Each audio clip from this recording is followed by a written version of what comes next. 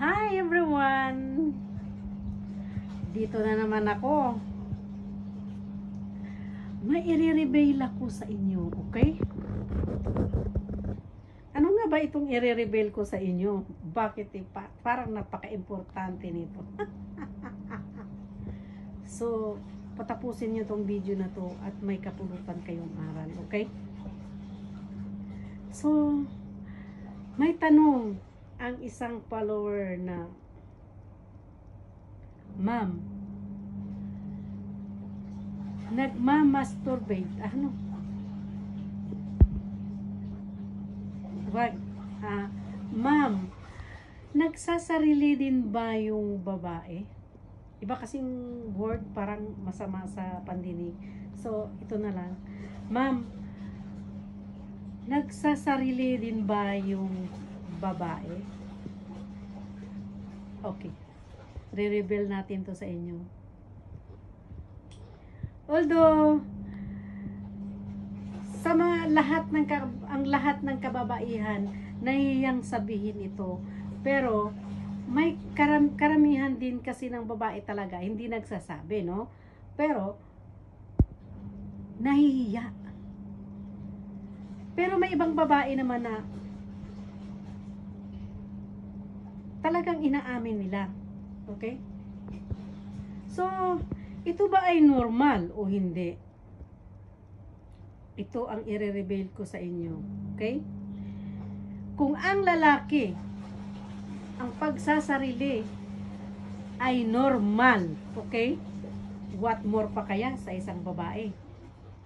Any age, lalo pa yung nagkakaedad ng 40, tapos pataas, at saka yung mababae na nasa menopausal stage.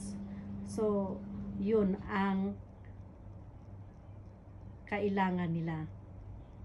Sabi nila, bastos. Oy, makinig kayo.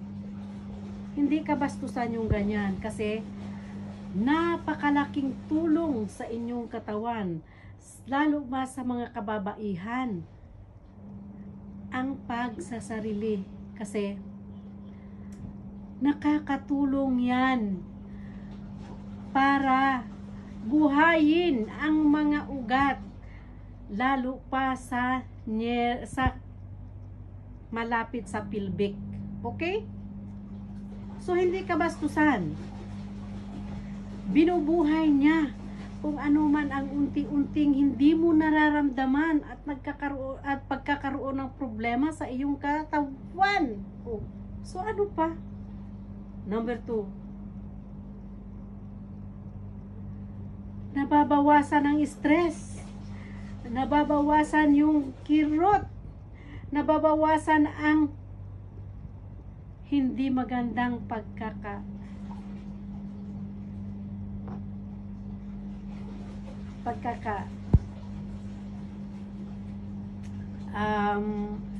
ano ba to? Nababawasan yung pagkabalisa, ganun. So, ibig sabihin, nakakatulong ito sa blood circulation para mabuhay uli ang nabibimbing, yung mga hindi nabubuhay na ugat sa iyong katawan. So, it's normal, okay? Oh, baka sabihin mo kalukuhan. Sabihin mo, ano ka ba? Ano ba yan si madam?